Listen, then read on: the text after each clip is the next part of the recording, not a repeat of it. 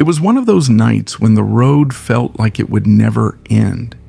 The black top stretched out in front of me, illuminated only by the headlights of my truck. The clock on the dashboard showed 11:45 p.m., and I could feel the fatigue creeping in. My eyelids were heavy, and I knew I needed to find a place to pull over and rest before I nodded off behind the wheel.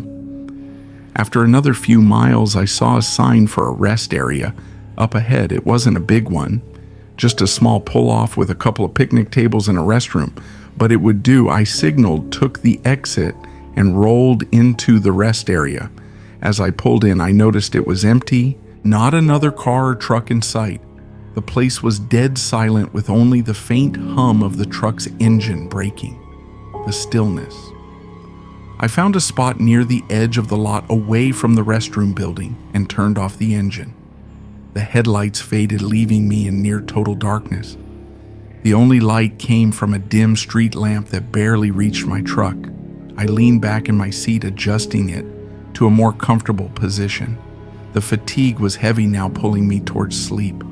The quiet was almost soothing, and I let my eyes close, hoping to catch a few hours of rest before hitting the road again.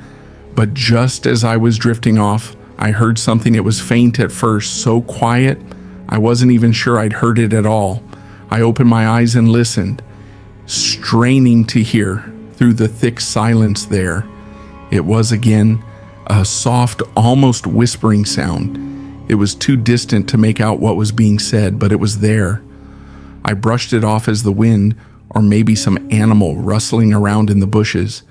I closed my eyes again, but the sound didn't go away. It seemed to be getting closer. The closer. Whispering was more distinct now, like someone muttering to themselves. My heartbeat picked up and a chill crept up my spine. I sat up wide awake now and peered out the windows. There was nothing to see, just the dark, empty parking lot and the shadowy outlines of the picnic tables. The whispering continued, growing louder, and I could finally make out some of the words.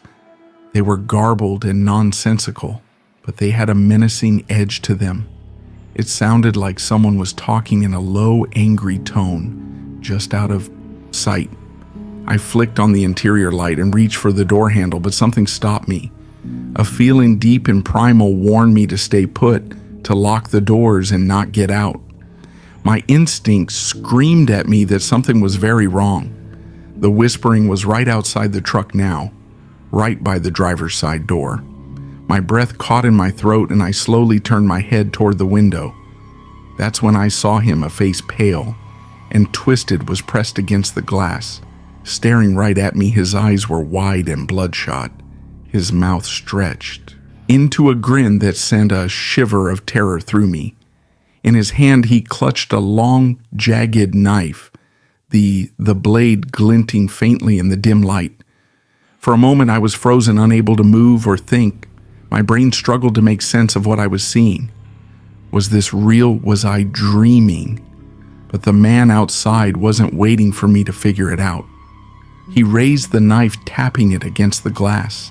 The sound sharp and unnerving. The grin on his face widened, and I could see him mouthing words, though I couldn't hear them over the pounding of my heart. Panic surged through me. Breaking the paralysis, my hands fumbled for the keys and I jammed them into the ignition, twisting them. Hard, the engine roared to life, and I slammed the truck into gear. The man didn't move. He just kept staring, kept tapping that knife against the window. I hit the gas, the tires screeching as they fought for traction. The truck lurched forward, and I tore out of the rest area, not daring to look back. The adrenaline coursed through me, my hands trembling on the steering wheel as I sped down the highway. Even after I was miles away, I couldn't shake the image of that face. Those eyes that knifed the whispering still echoed in my ears like a bad dream. I couldn't wake up from I kept glancing in the rearview mirror, half expecting to see him following me. His twisted grin reflecting in the darkness. It was only when I reached a more populated area, the lights of a truck stop ahead, that I began to feel a small measure of relief. I pulled in, parked under the bright lights, and let out a shaky breath I hadn't realized I'd been holding. I didn't sleep that night. I couldn't. Every time I closed my eyes, I saw him standing there, grinning, the knife in his hand. To this day, I avoid those lonely rest areas, those places where the darkness seems to swallow everything. I don't know who that man was or what he wanted, but I do know one thing: if I hadn't gotten out of there when I did, I might not be here to tell the tale that night left me with a fear I'll never shake, a chill that runs down my spine whenever I think about it. The road can be a lonely place, but sometimes it's what's in the truly terrifying darkness